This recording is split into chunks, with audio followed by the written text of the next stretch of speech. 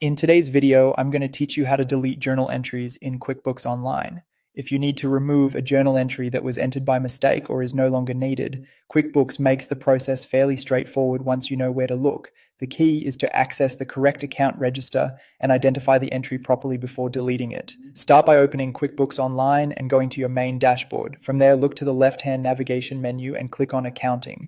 This section is where you'll manage financial records tied to your accounts, including the registers where journal entries can be found. Once you're in accounting, click on Chart of Accounts. This page shows all of the accounts in your company file, such as bank accounts, expense accounts, asset accounts, and other categories used in your bookkeeping.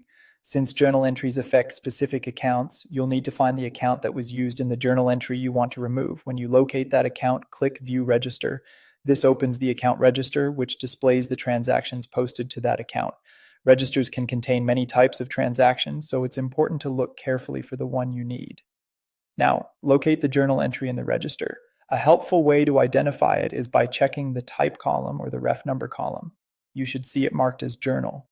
If there are several entries listed, take your time and confirm you've selected the correct one, especially if multiple transactions were created around the same date.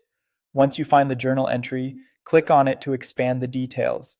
Expanding the line gives you access to the available action options for that transaction. This is an important step because the delete option usually won't appear until the entry is opened. After the entry is expanded, click Delete. QuickBooks will then ask you to confirm the action. Click Yes to complete the deletion.